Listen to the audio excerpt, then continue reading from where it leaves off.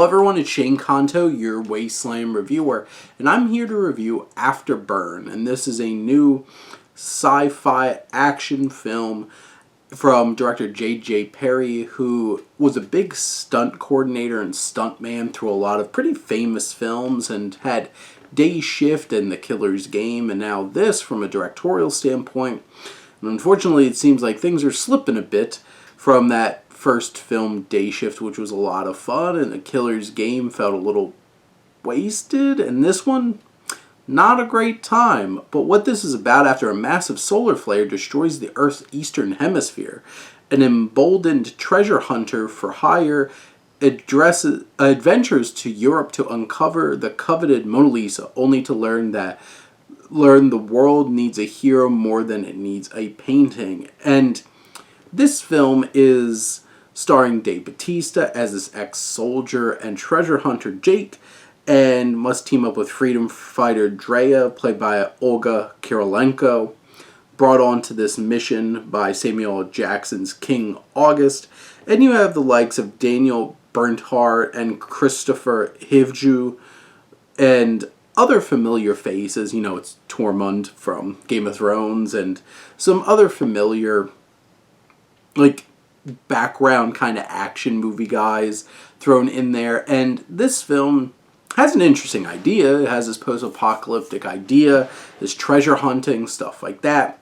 But so much of this movie is just traveling from one thing to the next, to the next. And honestly, it gets a little boring in that way. This film also, you can tell, was made not with the biggest budget. This kind of looks like a sci-fi original movie at times. Not the greatest effects. Costuming and stuff a lot of the time looks very cheap and flimsy, and I feel like they wasted the whole entire costume budget on Samuel L. Jackson's outfit, to be perfectly honest. I think Dave Bautista is committed here, and I think he brings a authenticity to this main character that we can get behind. I think Olga Kurylenko is doing her best.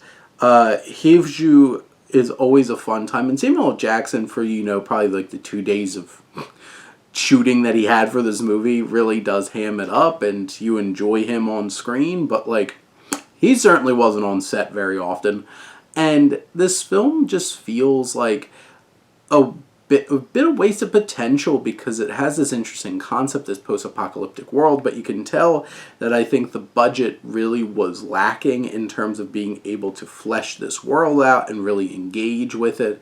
I think the action certainly is not as fun or impressive as Perry's other films, and I feel like this film just kind of leaves you flat at the end.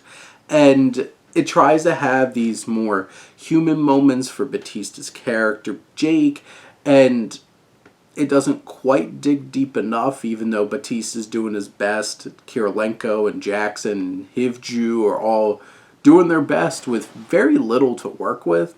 And this film just feels so clunky, and the dialogue not particularly sharp.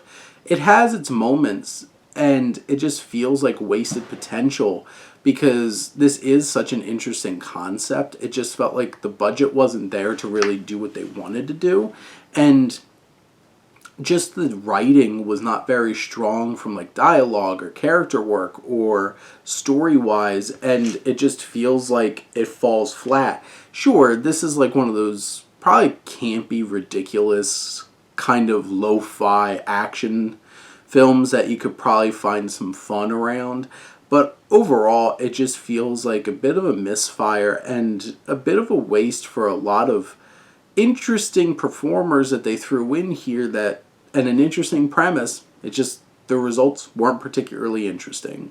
But those are my thoughts on Afterburn. Let me know what you think, and let's talk some movies. But thank you as always for tuning in, supporting your Wasteland reviewer.